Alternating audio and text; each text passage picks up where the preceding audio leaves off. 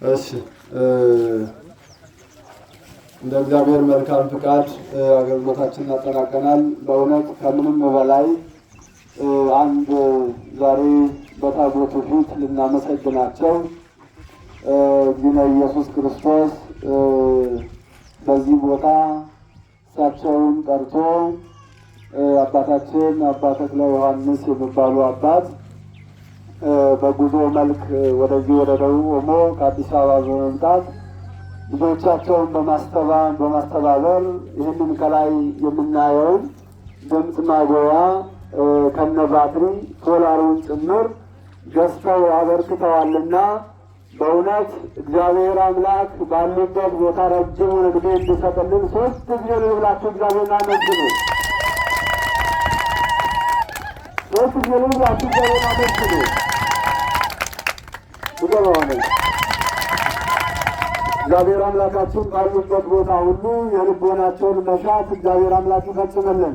እንግዲህ ወደፊትም ቢሆን ከጎናችሁ ነኝ በማለት አባታችን በጸሎት ያለው ነገር ሁሉ ዛሬ በዚህ ቦታ ላይ መጥተው ለማስረከብና እንዲሁ ደግሞ ይህንን ለማበርከት አስበው ነበር። ነገር ግን እሳቸውም ያሉበት አዲስ አበባ የሚኖሩበት ገብራቸው ኢየሱስ ዛሬ ይከብራልና በዚህ አጋጣሚ አልተገኙምና በመንፈስ ከኛ ጋር ነው ያሉት። እግዚአብሔር አምላካችን ባሉበት ቦታ ሁሉ ጤናውን እድሜውን እግዚአብሔር አምላክ ያድንልን። በበና ጸማይ ወረዳ ቤተ ክህነት ስም እንዲሁ ደግሞ በደቡብ ኦሞ የሀገረ ስብከታችን ዋና ጸሐፊ ከኛ ጋር አሉና እሳቸውን ስሙ እሳቸውም ያመሰግናሉ። እግዚአብሔር አምላክ ባሉበት ቦታ ሁሉ እድሜና ጤናውን ያድንልን ለማለት ነው። ወደ ተከበሩ አባታችን እሺ፣ እግዚአብሔር ይህንን በዓል የሰላም የፍቅር የበረከት ያደርግልን።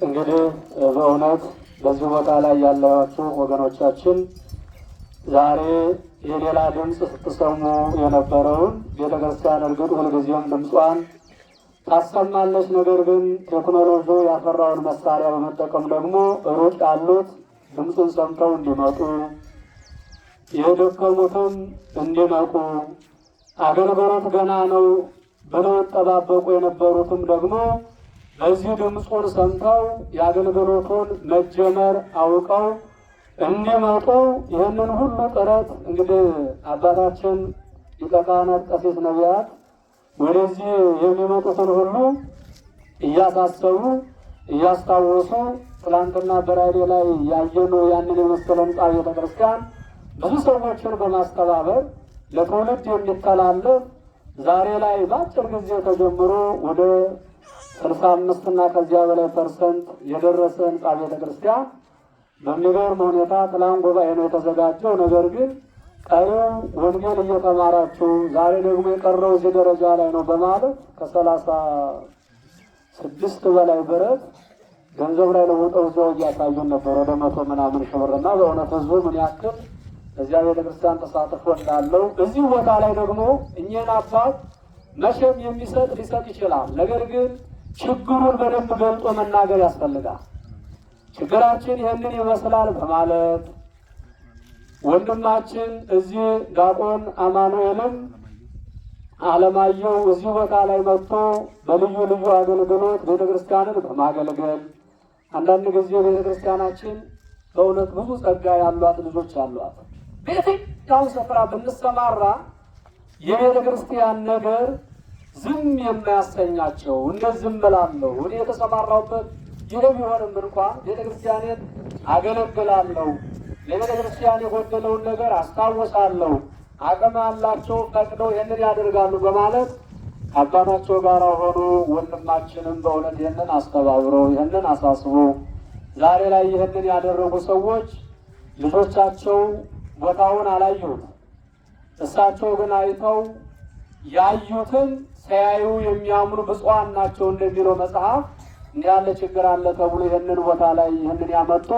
ይህንን ስናመሰግን ቀጣይ የሚደረገው ነገር ይቀጥላል ማለት ነው። ባለው ነገር ላይ ታማኝ የሆነ በተሰጠው ነገር አሜን ብሎ እግዚአብሔርን ያመሰገነ የጎደለው ነገር ይሞላለታልና ይኸው ድንጋይ ተደፍቷል፣ አሸዋ አለ። ቤተክርስቲያኑንም የሚሰሩ አካላት እየመጡ ነው እያሉ ነበርና እግዚአብሔር የወንድሞቻችንን ልመናና ጸሎት ተቀብሎ በፍቅር የምታገለግሉትን አገልግሎት እግዚአብሔር ሰምቶ ነገ ገና ከዚህ በላይ ስራ ይሰራልና እግዚአብሔር ከኛ የሚጠበቀውን እንደ ሰውኛ በፍቅር ስንኖር ለስራ ስንተጋ ስንነሳሳ ምንም እንኳን ጊዜው አስቸጋሪ ቢሆንም እግዚአብሔር ግን እድሜና ጤና ከሰጠን ለቤተ ክርስቲያን ዝም አንልም ብለን ሐዋርያው ቅዱስ ጳውሎስ እኔ ዕለት ተዕለት የሚያስጨንቀኝ የቤተ ክርስቲያን ጉዳይ ነው ብሎ ነው ሐዋርያው ቅዱስ ጳውሎስ የተናገረው። ክርስቲያኖች እኛም ለዚህ ነው መጨነቅ። ለስጋችን ተጨንቀን ተጠበን ብዙ ነገር ያላቸው ያፈሩ ሰዎች ምናልባት ወይ አድጉ ለባዕድ ነው ለሌላ ሰው ለባዕድ ወገናቸው ላልሆነ ትተውት ይሄዳሉ። ወገናቸው ያልሆነ የማይጠቅም በሽታ መጥቶ ይበለዋል። ባለን ነገር ላይ ስንጠቀም ግን እግዚአብሔር ቀሪውን ሕይወታችንን ይባርካልና አምላካችን ሁላችንንም በቸርነቱ ይጠብቃል። በዓሉን የሰላም የፍቅር የበረከት